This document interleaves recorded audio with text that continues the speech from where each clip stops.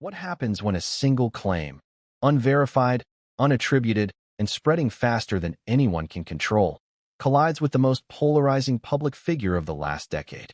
Not a press conference, not a denial, not clarity, chaos. Because this story doesn't begin with proof. It begins with a whisper, then a screenshot, then a reaction video, then millions of people arguing over something no one can fully trace back to its source. Before we continue, please hit the like button, subscribe to the channel, and turn on the notification bell for updates. And once the internet smells blood, it doesn't stop to ask permission. So let me ask you something right now, before we go any further. Have you ever noticed how some stories don't need evidence to feel real, while others can have mountains of documentation and still be dismissed? Why is that? And more importantly, why did this particular claim ignite when so many others fizzled out? Because in early online chatter, a narrative began to form. Not a verified statement, not a court document, not a medical record. A narrative, one that tied together timing, secrecy, public silence, and a name that carries global weight. Meghan Markle. Within hours, timelines were being dissected. Dates were frozen and replayed. Old interviews resurfaced. Screenshots were slowed down, zoomed in, circled, and reposted with captions that asked just enough questions to sound reasonable, and just enough certainty to sound damning. And at the center of it all was a claim that spread without breaks.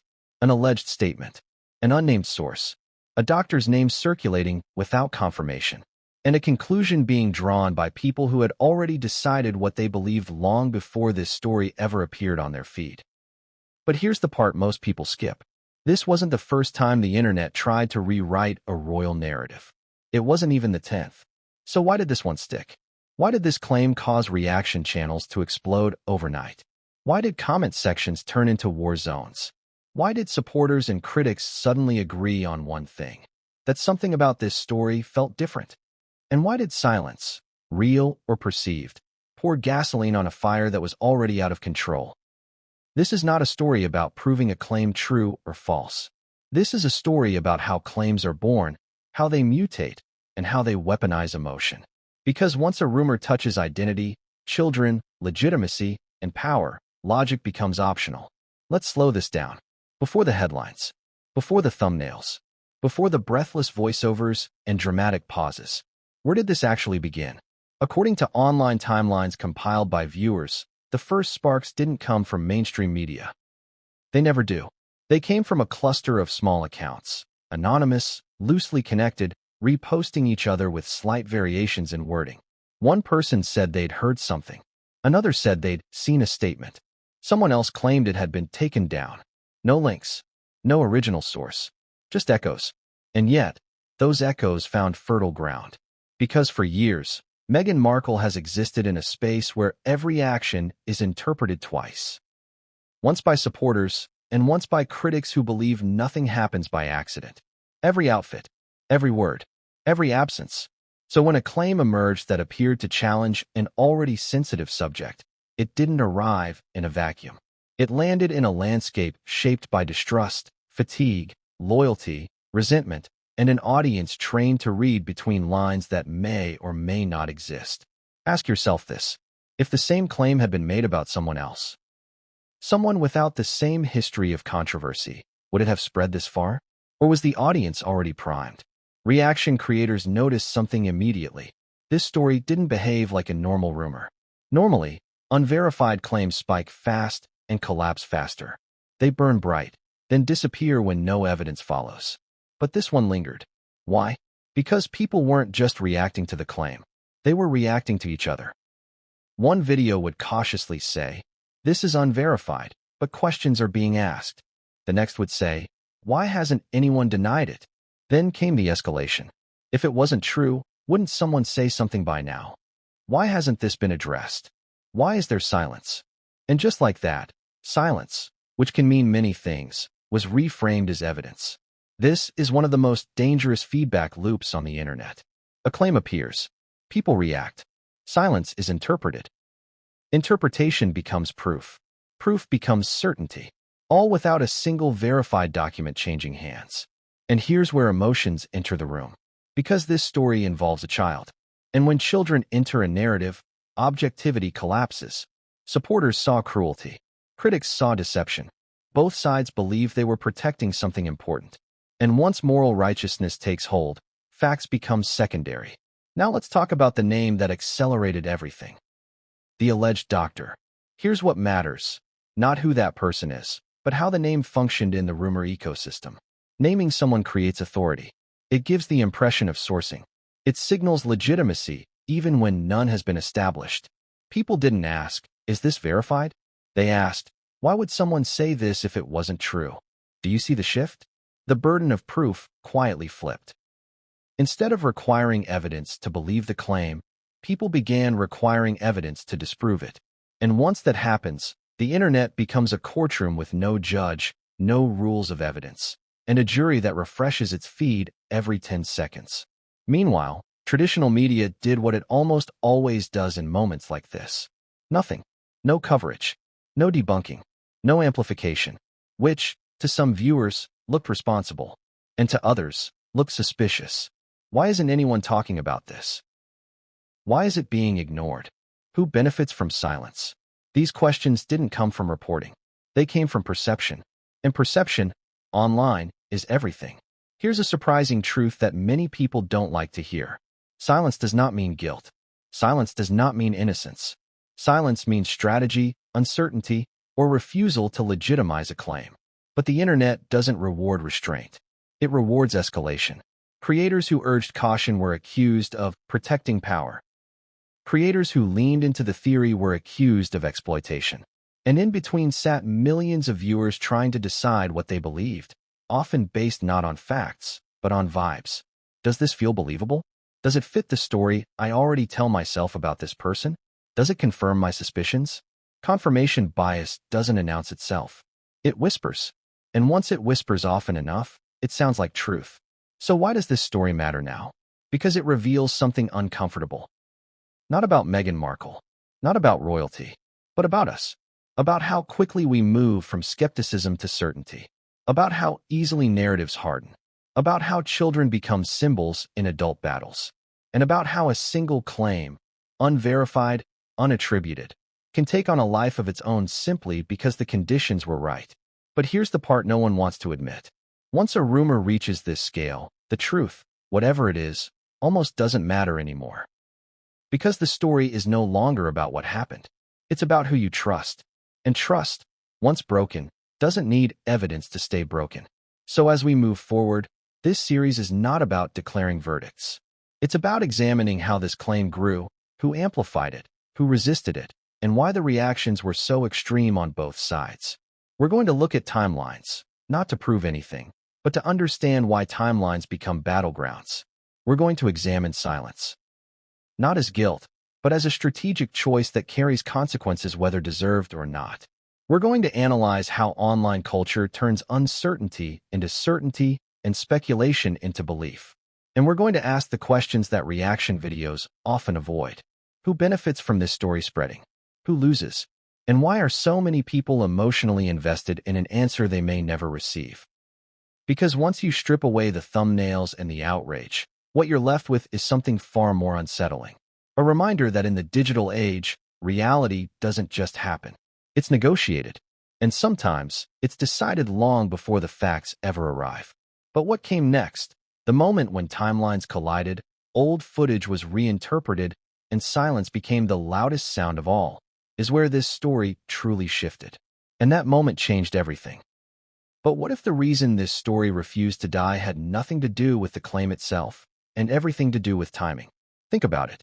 Rumors surface every day. Wild ones. Absurd ones. Some disappear within hours. Others burn out after a day or two when no one bites. But this one didn't just appear. It arrived at a very specific moment. And that matters more than most people realize.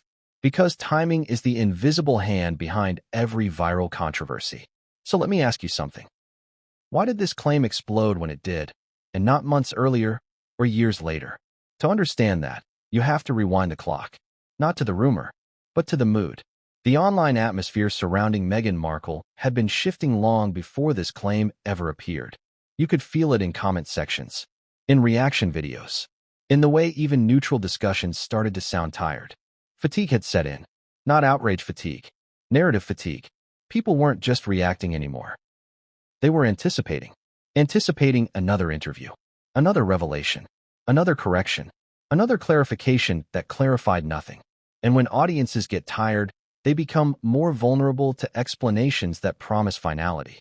That's what made this claim dangerous. It didn't just suggest something controversial. It implied closure. It whispered, "This explains everything." And explanations, even false ones, are intoxicating when people are exhausted. Now here's where things get complicated. Because when the first reaction channels picked up the story, many of them didn't lead with certainty. They led with discomfort. "This is circulating. I don't know if this is true. I'm uncomfortable even talking about this." But then came the pivot. If it's not true, why hasn't it been shut down?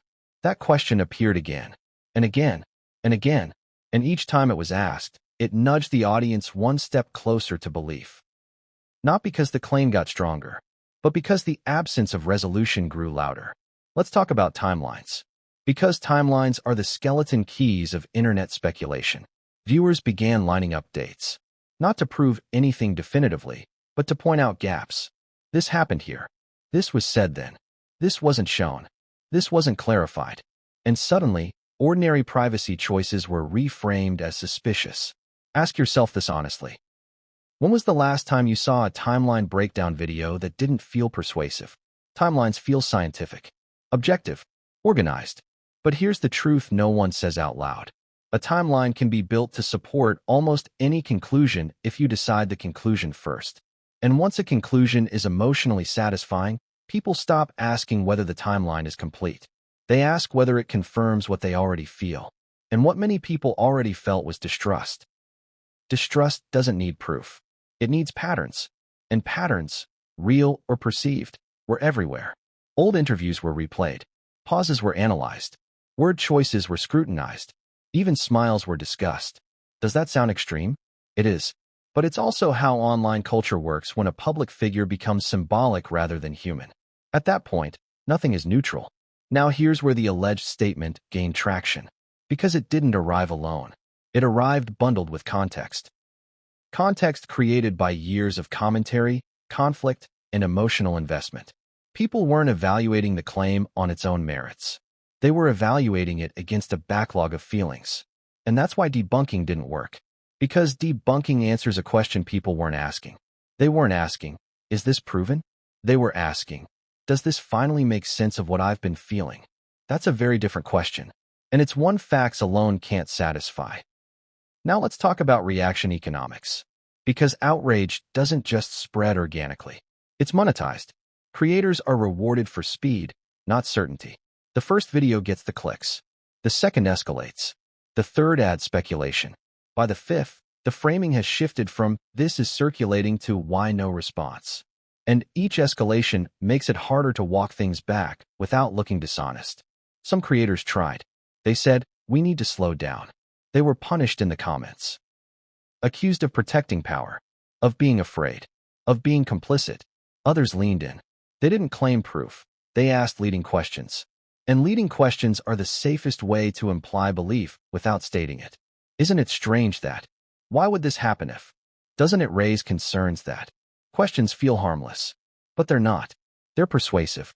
Because they invite the audience to draw the conclusion themselves. And when people think they arrived at a conclusion independently, they defend it harder. That's psychology. Now consider this. Once a rumor involves a child, criticism becomes moralized. People stop arguing about accuracy. They argue about harm. One side says discussing it is harmful. The other says ignoring it is harmful. And suddenly, everyone believes they're acting ethically. That's when discourse collapses. Because when everyone believes they're protecting something sacred, compromise becomes impossible. And here's the irony. The very people who claim to be defending truth were often spreading unverified information faster than anyone else. Because fear accelerates sharing. Now let's examine silence again, but from a different angle. What if silence wasn't strategic? What if it was calculated exhaustion? What if responding would have legitimized a claim that otherwise had no anchor? That's a real dilemma public figures face. Respond, and you amplify. Ignore, and you appear evasive. There is no winning move. But the internet interprets no move as a move. and it always fills in the blanks. Viewers began saying, someone should say something. But who is someone? A palace? A lawyer? A doctor? A spokesperson? And what happens if the response isn't dramatic enough? What happens if it's boring? Online audiences don't reward boring truth. They reward spectacle. So silence became a canvas, and people painted whatever they wanted on it. Now let's talk about belief inertia. Once someone publicly commits to a belief, in comments, in videos, in tweets, walking it back becomes psychologically painful.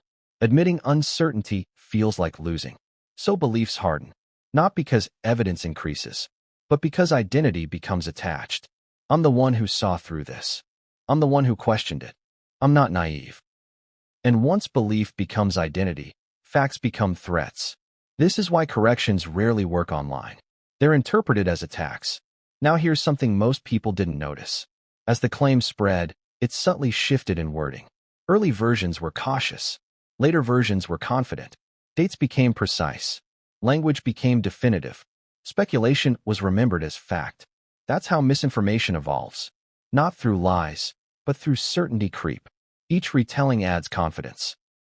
Each retelling drops caveats. Until eventually, no one remembers where the uncertainty began. Ask yourself, if you had encountered this story later, after weeks of repetition, would you even know it started as a rumor? Or would it feel established? That's the danger. And that's why this chapter matters. Because before we even look at reactions from supporters or critics, before we examine counterarguments or media silence, we have to understand this. The story didn't spread because it was proven. It spread because it fit. It fit existing narratives. It fit emotional needs. It fit online incentives. And once a story fits, it doesn't need permission. But here's where things take a sharper turn. Because the moment this narrative crossed from fringe discussions into mainstream reaction spaces, something unexpected happened. People who had nothing in common, politically, culturally, emotionally, found themselves reacting to the same claim. Not agreeing, reacting. And when a rumor reaches people who weren't looking for it, it transforms. It stops being niche. It becomes a litmus test. What do you think about this? That question appeared everywhere. And how you answered it suddenly said something about who you were. That's when this story stopped being just another rumor. It became a dividing line.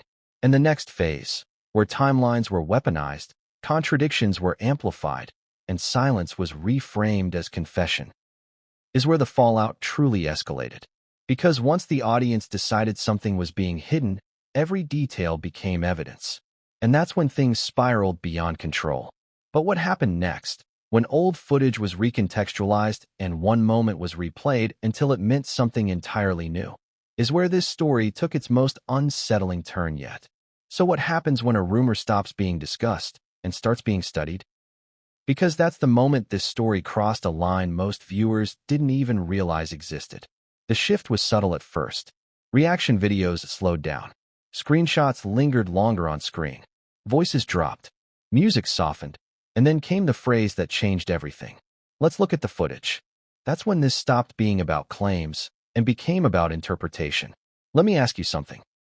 Have you ever noticed how watching the same clip repeatedly can convince you that you're seeing something new each time? A glance becomes a pause. A pause becomes hesitation. Hesitation becomes intent. That's not discovery. That's projection. But projection feels like insight when it's wrapped in analysis. The footage in question wasn't new. It wasn't hidden. It had been public for years. And yet suddenly, it was treated like a coded message waiting to be cracked. Creators replayed moments frame by frame. Look at that expression. Did you notice the wording? Why did she say it that way? And here's the thing most people didn't stop to consider.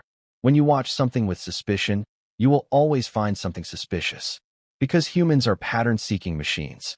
And once the idea takes hold that there is a secret, every ambiguity becomes a clue. Pauses weren't pauses anymore. They were calculations. Smiles weren't smiles. They were masks. Even moments of discomfort, something every human experiences on camera, were reinterpreted as guilt.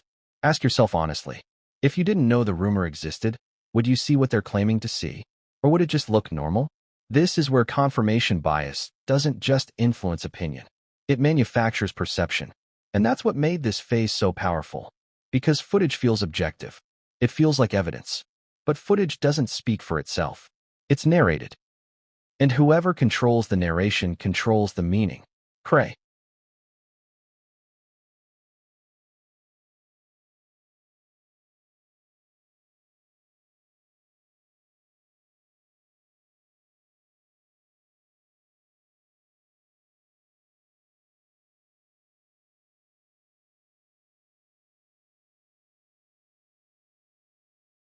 They weren't being told what to think. They were being guided. And once guided, they walked themselves straight into certainty. Now here's where something interesting happened. Supporters noticed the shift. They didn't argue the details. They argued the premise. This is invasive. This is cruel. This is reading meaning into nothing. And for a brief moment, it looked like the narrative might collapse under scrutiny. But instead, it hardened. Because criticism didn't weaken belief. It strengthened it. Why? Because opposition confirmed importance. If people are this upset, it must matter. That's the logic. And suddenly, the debate wasn't about truth anymore. It was about whether you were allowed to ask questions. And when people feel their questions are being policed, they push harder. Now let's talk about how contradictions were framed. Contradictions are powerful when they're real, but when they're manufactured, they're devastating. Creators began compiling lists. This was said here, but this was said there. How do you explain that? But here's the thing. Human memory is imperfect. Public figures don't live in transcripts. They live in moments. They paraphrase. They simplify. They speak casually. And casual speech is a goldmine for reinterpretation, especially when audiences assume precision equals honesty. But normal people don't speak like legal documents. They speak like humans. That reality didn't slow anyone down. Instead, every inconsistency, real or perceived, was treated as evidence of deception rather than evidence of humanity. And once deception becomes the default assumption, neutrality disappears. Even silence becomes speech, especially silence. Now pause for a second. Imagine being told that every word you've ever said is now being cross-referenced, replayed, reinterpreted, and weaponized. No benefit of the doubt. No allowance for error. No margin for stress. Just suspicion. That's the environment this story thrived in. And it wasn't accidental. It was cultivated. Because audiences don't just consume content. They participate in it. Comment sections turned into investigative teams. Someone would post a timestamp. Another would add a theory. Someone else would connect it to an unrelated clip. And suddenly, a community formed around interpretation. Not verification. Interpretation. That distinction matters. Verification requires external confirmation. Interpretation requires only agreement.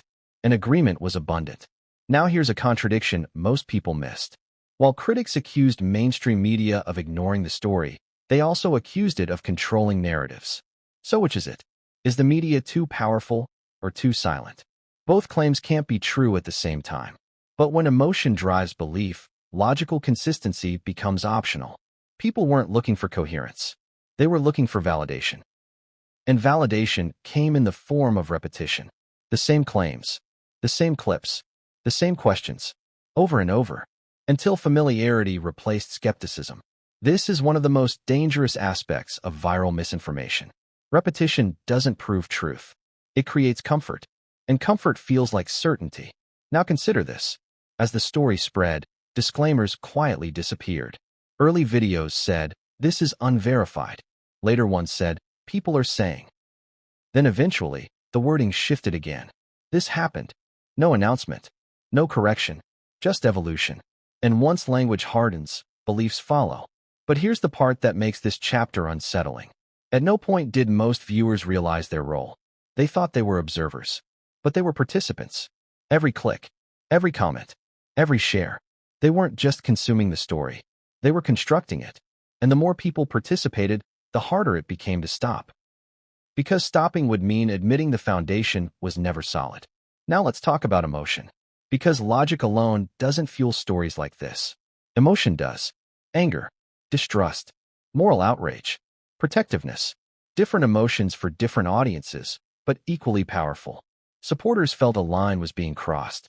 Critics felt a line had already been crossed long ago. Both sides felt justified. And justification is fuel. Now here's a question most reaction videos never asked. What if the truth, whatever it is boring? What if there's no dramatic reveal, no explosive confirmation, no satisfying resolution? Would the audience accept that? Or would they feel cheated? Because stories like this don't just promise information. They promise meaning. They promise a reason. And when people invest emotionally, they expect a payoff. That's why silence feels intolerable. It threatens the narrative arc. And narratives hate ambiguity. Now, something else happened during this phase. The rumors started attracting people who had no prior investment in Meghan Markle at all.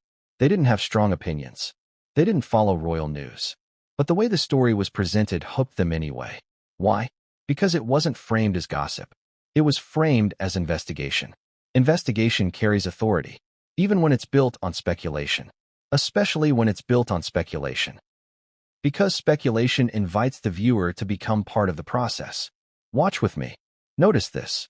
Tell me what you think. That collaborative tone is powerful. It makes the audience feel included. And once included, they defend the space. Criticism becomes an attack on the community itself. That's when belief becomes loyalty. And loyalty doesn't question itself. Now let's step back. At this point in the story, no new evidence had emerged. No confirmations. No official statements. No documents. And yet belief was stronger than ever. Why? Because belief was no longer tied to evidence. It was tied to interpretation, repetition, and identity. And that's the most difficult kind of belief to challenge. Because you're not arguing facts anymore. You're arguing feelings. And feelings don't surrender easily. But then something happened. Something that shifted the energy again. A moment when interpretation crossed into assertion. When questions started being answered. Not with proof, but with confidence. And that confidence didn't come from new information. It came from momentum. Because once enough people believe something, belief itself becomes evidence. And that's when this story entered its most volatile phase. The phase where walking it back became almost impossible. Because the narrative had already chosen its direction. And what happened next? When reaction creators stopped asking questions and started delivering conclusions, is where the consequences truly began to surface. Because once conclusions are spoken aloud, they don't stay words. They become convictions. And convictions don't care about uncertainty. So what happens when questions quietly turn into answers? Because that's the moment this story crossed from speculation into something far more dangerous. You could feel it shift. The tone changed first. The pauses disappeared. The uncertainty softened. The phrasing hardened. Reaction creators who once said, "I don't know," began saying, "It's clear." Those who once asked, "Could it be?" began saying, "This explains why." And here's the uncomfortable truth. Nothing new had actually emerged. No document. No confirmation. No official acknowledgement. But the confidence was suddenly absolute. Ask yourself this. How often do you see certainty appear without evidence and still accept it? More often than we'd like to admit. Because certainty is persuasive. Uncertainty feels weak. Certainty feels strong. And in an online environment where authority is performed rather than proven, confidence becomes currency. Now let's talk about the moment the narrative crystallized. It didn't happen in one video. It happened across dozens. Small phrases repeated again and again until they sounded established. People have confirmed. It's now widely known. At this point, it's obvious. But confirmed by who? Known by whom? Obvious based on what? Those questions rarely followed. Because once a statement feels familiar, it stops being questioned. This is how rumors graduate. Not through proof, but through repetition wearing the mask of consensus. Now think about the role of language. Early on, creators used conditional words. Alleged, reported, unverified. But over time, those words vanished. Not deliberately, gradually. And once they disappeared, so did the audience's awareness that this was ever uncertain. Language doesn't just describe belief. It creates it. And when language changes, perception follows. Now here's where the audience played a bigger role than anyone realized. Comment sections weren't just reacting. They were enforcing. Anyone who expressed doubt was challenged.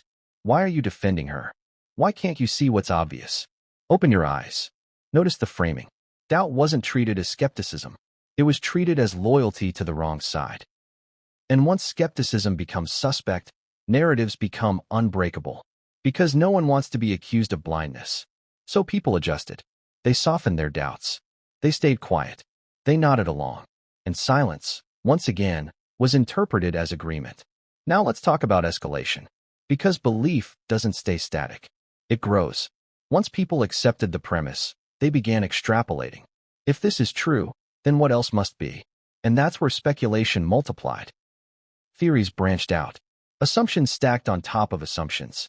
Each new layer treated the previous one as settled fact. This is how conspiracy ecosystems form. Not through a single lie, but through a chain of unchallenged inferences. And here's the paradox. The more elaborate the narrative became, the more convincing it felt.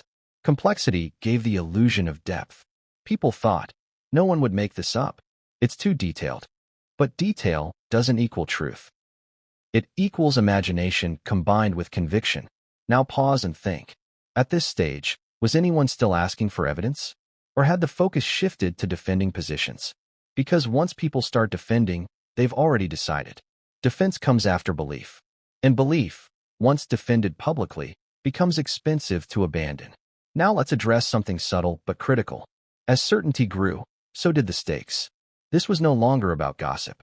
It was framed as exposure, as accountability, as truth finally breaking through silence. That framing matters, because exposure narratives don't tolerate ambiguity. They demand villains and victims. And once roles are assigned, nuance becomes betrayal. Supporters were no longer just supporters. They were blind. Critics were no longer critics. They were truth seekers. Language hardened identities. And identities don't negotiate. Now think about the psychological pull of being a truth seeker. It's flattering. It positions you as brave, as perceptive, as someone who sees what others refuse to see. And once people adopt that identity, they protect it fiercely. Admitting uncertainty would mean admitting vulnerability. And vulnerability isn't rewarded online. Now let's talk about amplification. Because while individual creators pushed the narrative, algorithms did the rest.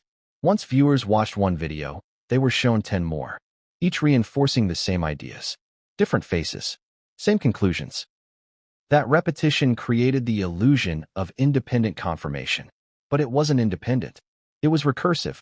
The same claims bouncing around inside a closed loop. And inside that loop, skepticism sounded increasingly strange.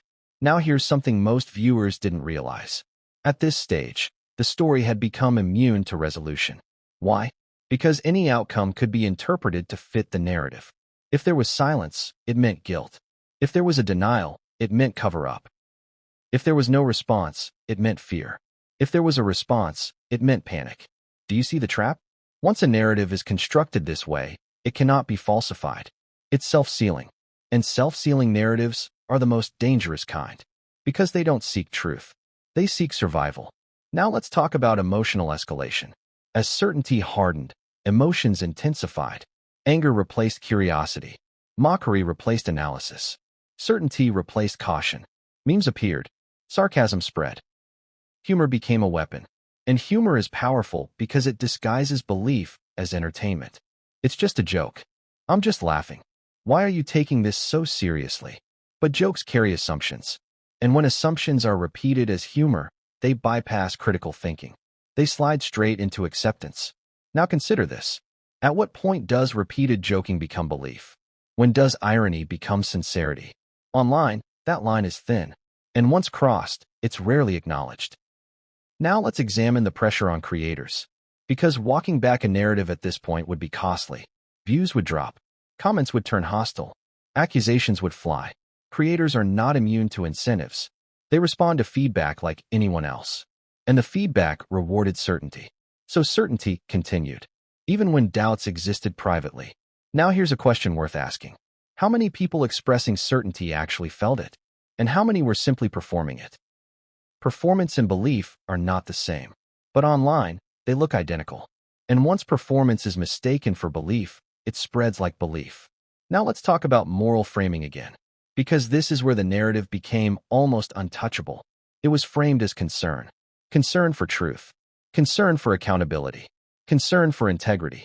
Those are noble values. And when a narrative wraps itself in noble values, criticism becomes suspect. Why are you trying to shut this down? What are you afraid of? Why can't people ask questions? These questions sound reasonable, but they hide an assumption. that the questions are neutral. They're not. They're directional. They guide the audience toward a conclusion without stating it. And once that conclusion feels like common sense, dissent feels irrational. Now here's the most unsettling part of this phase. At no point did most people stop to consider the impact. Not on reputations, not on families, not on individuals removed from the online battlefield. The story had become abstract. Symbols replaced people. And when people become symbols, empathy evaporates. That's when narratives become cruel without intending to be. Now ask yourself, if this story were about someone you didn't already distrust, would it feel the same? Or does disbelief require distance? That question matters. Because narratives often succeed not because they're strong, but because they're aimed at targets audiences already feel justified in doubting. Now here's where the pressure began to build. As certainty spread, expectations followed. People began waiting for something. A response, a collapse, a revelation. The narrative promised a payoff. And audiences don't like being left waiting. That impatience fueled escalation. Why hasn't this been addressed? How long can they stay silent? What are they hiding? And once again, silence became fuel. But now it was explosive, because the story had reached a point where it needed resolution to sustain itself. And when resolution doesn't arrive naturally, audiences start demanding it. That's when the narrative turned outward, from interpretation to accusation, from questions to conclusions, from discussion to demands. And that's where the consequences began to take shape. Because when narratives move from belief to action, even symbolic action, they leave the screen. They affect real people. Reputations harden, positions calcify, and the possibility of nuance disappears. And what happened next, when pressure reached its peak and the absence of response became the story itself, is where this saga entered its most volatile phase yet. Because at that point, the narrative wasn't just being discussed. It was demanding resolution. And resolution, when forced, rarely ends cleanly. What happens when a story stops waiting for answers and starts demanding them? Because that's the point where pressure turns into force. You could sense it in the tone of the conversations. Patience evaporated. Curiosity hardened into expectation. Expectation turned into entitlement. People weren't just asking questions anymore. They wanted resolution. And they wanted it now. Let me ask you something. When you believe a secret exists, how long are you willing to wait before silence feels like confirmation? Days? Weeks? Months? Because in this phase of the story, time itself became evidence. Every day, without a statement, was logged. Every week was counted. Every absence was annotated. Silence wasn't just silence anymore. It was a clock. And that clock was ticking loudly in comment sections, reaction videos, and social media threads that refreshed endlessly. Now here's where the narrative took a dangerous turn. Because the pressure wasn't just emotional. It became moral. People began framing the lack of response as a failure of responsibility. If this isn't true, it should be corrected. If it's false, why let it spread? Isn't it harmful to say nothing? Notice the shift. The burden had completely flipped. Instead of requiring proof to make a claim, people now required a response to disprove it. And once that inversion happens, truth loses its footing. Because now the absence of denial becomes part of the accusation. This is where public figures face an impossible dilemma. Respond, and you legitimize a rumor that may not deserve oxygen. Ignore, and you're accused of hiding something.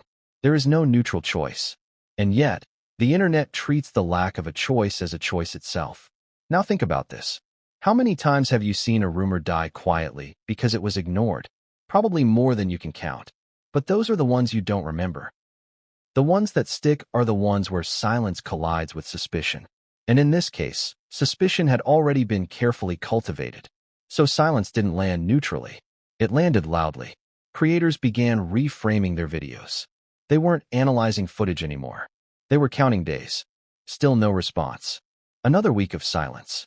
They're hoping this blows over. Each passing moment was narrated as strategy. And strategy, in the minds of viewers, implies intent.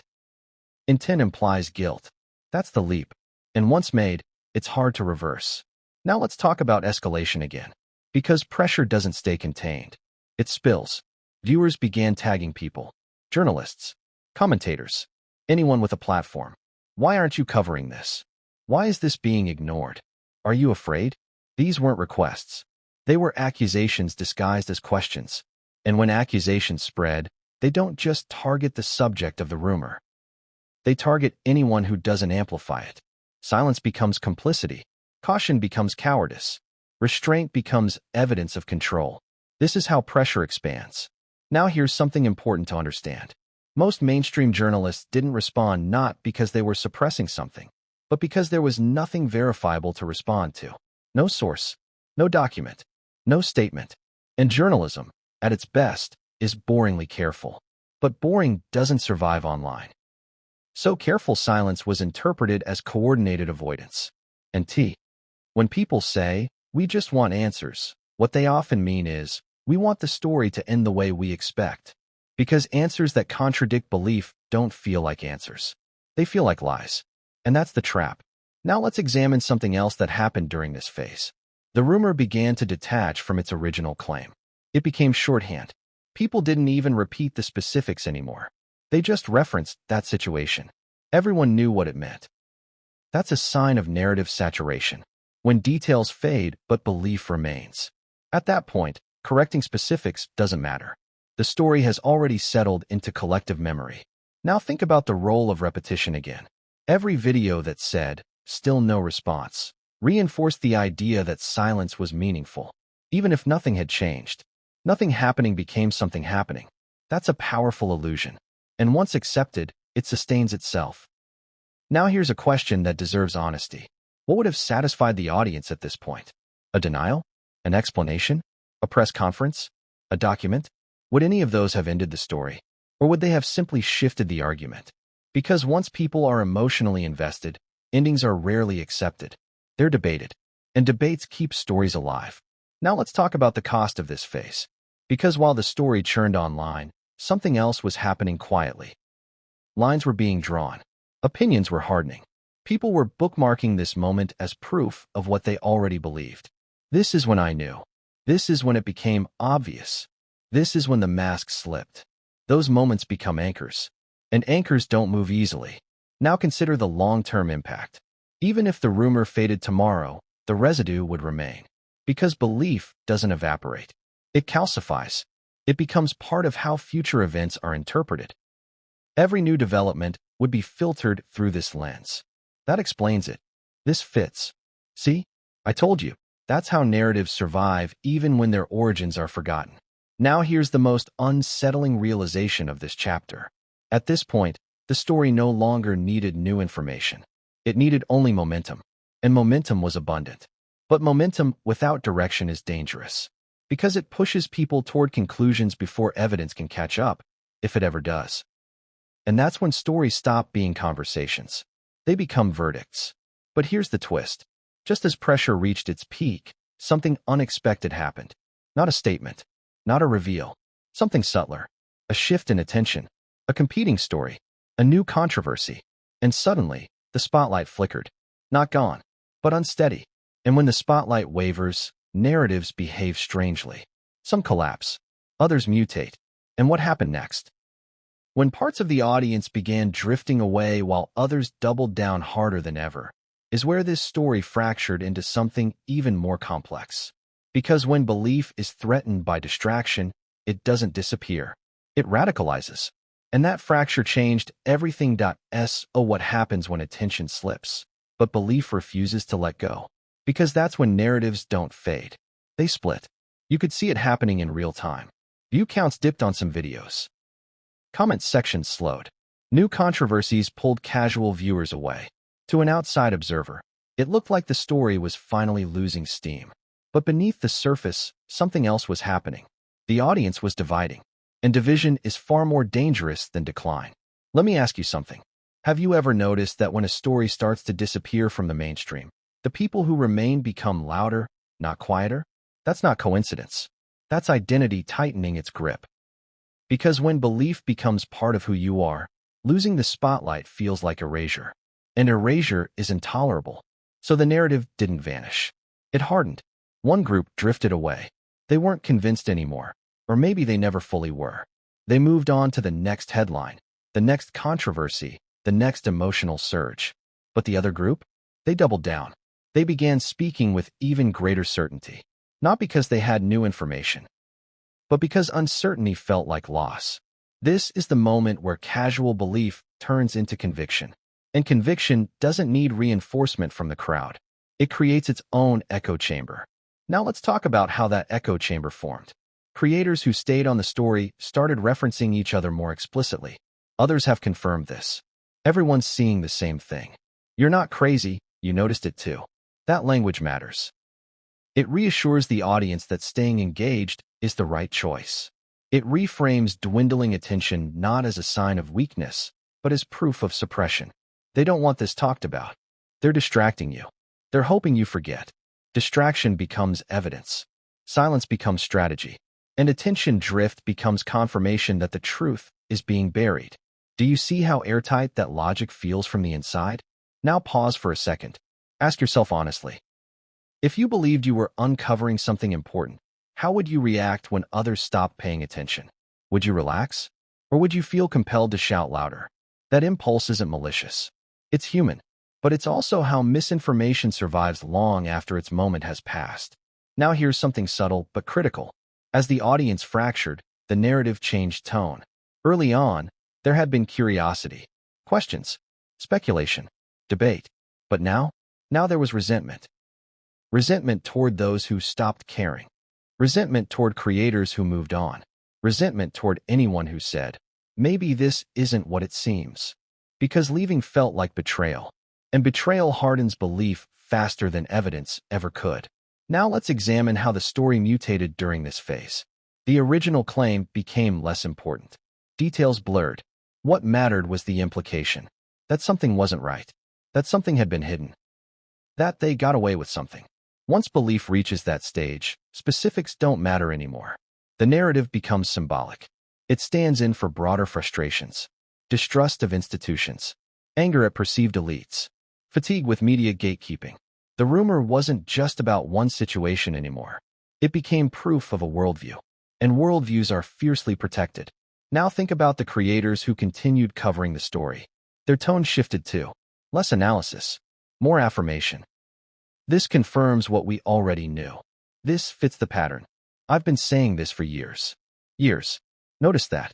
The story was retroactively woven into a longer arc. It wasn't new information. It was validation. Validation that past suspicions were justified. That's powerful, because it transforms a rumor into a revelation. Not by adding facts, but by adding history. Now here's where things get even more complex. Some creators began reframing criticism as proof. When people pushed back, it was framed as panic. When platforms moderated content, it was framed as censorship. When interest waned, it was framed as distraction. Every possible outcome fed the same conclusion. That's what makes narratives like this so resilient. They absorb opposition. They metabolize doubt. And once they do, they become almost impossible to dismantle from the inside. Now let's talk about the emotional core driving this phase. Fear of being wrong. Not simple embarrassment. Existential discomfort. Because being wrong at this point wouldn't just mean misjudging a story. It would mean misjudging yourself, your instincts, your discernment, your sense of truth.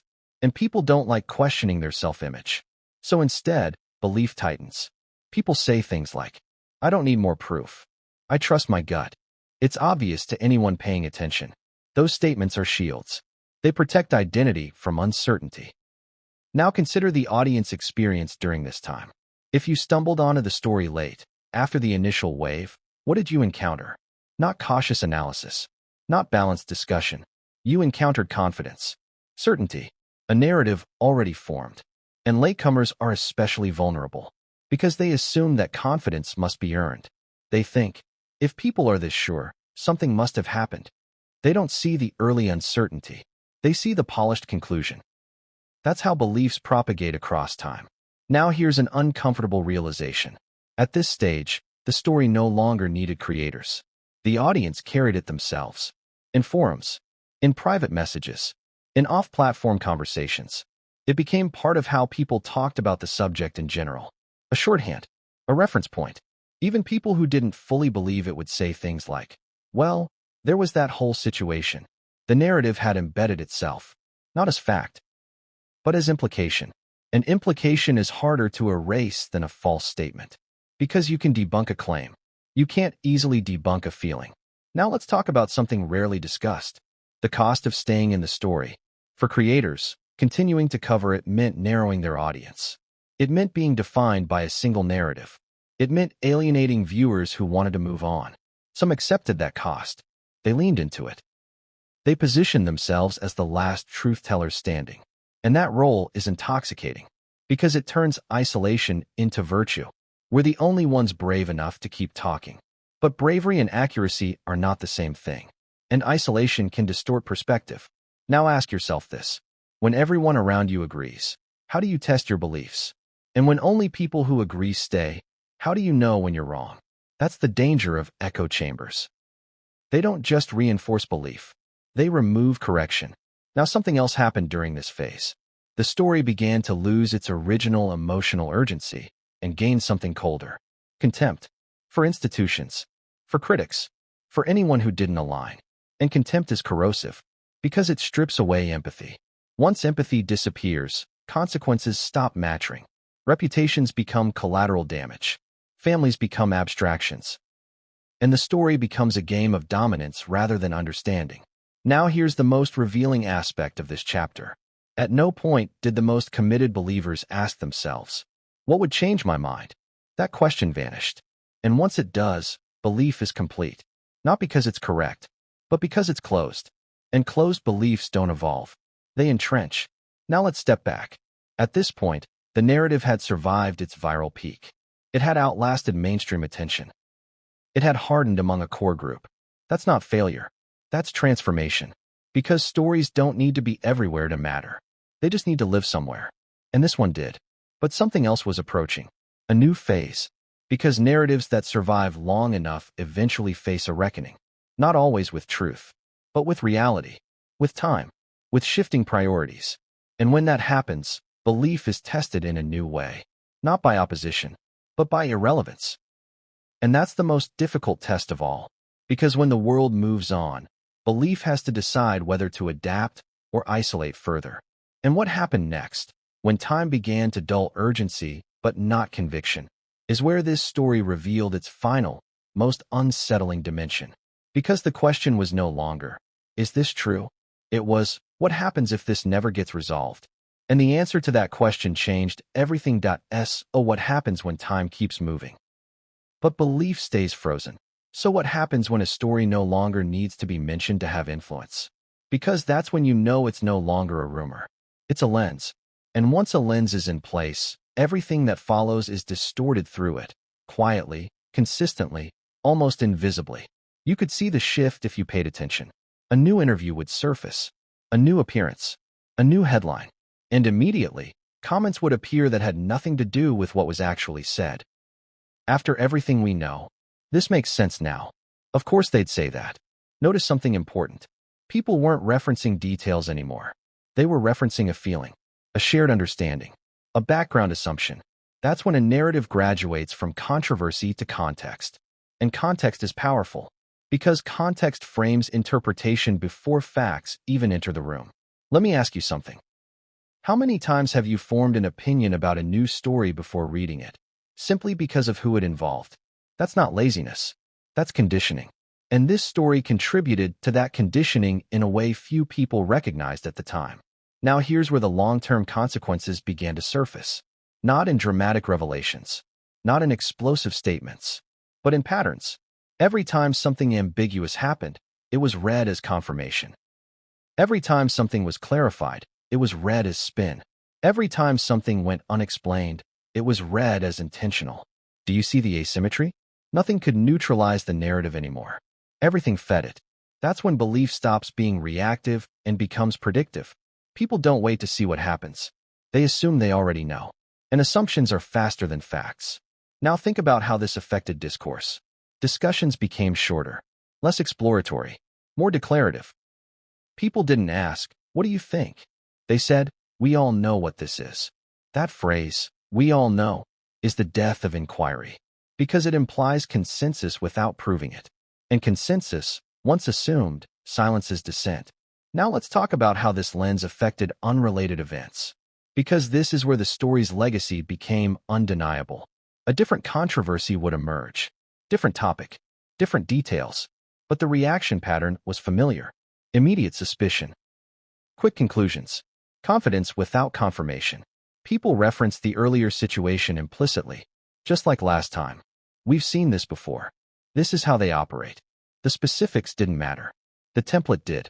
And once a template exists, it gets reused. That's efficient. But it's also dangerous. Because templates flatten reality. They remove uniqueness. They turn complex situations into repeat performances. Now ask yourself, how many individuals or institutions are you judging today not on what they've done, but on a narrative template you've internalized? That's not a personal failure. It's how stories train us. Now here's something deeply unsettling. The original claim, the one that sparked all of this, barely mattered anymore. Many people couldn't even articulate it clearly. They just remembered the conclusion. That something wasn't right. That something had been hidden. That trust had been violated. And once those conclusions exist, they don't require reminders. They live quietly, guiding reactions, shaping interpretations. Now let's examine the role of repetition again, but across time, not platforms. Each time the narrative was implicitly referenced, it reinforced itself. Not loudly, subtly, like a muscle memory. People didn't debate it. They assumed it. And assumptions are rarely questioned. Now consider how this affected new audiences. People who had never followed the original controversy encountered the narrative secondhand, not as a rumor, but as background knowledge. Something everyone knows. They didn't see the uncertainty. They didn't see the early caveats. They inherited the conclusion. An inheritance is powerful.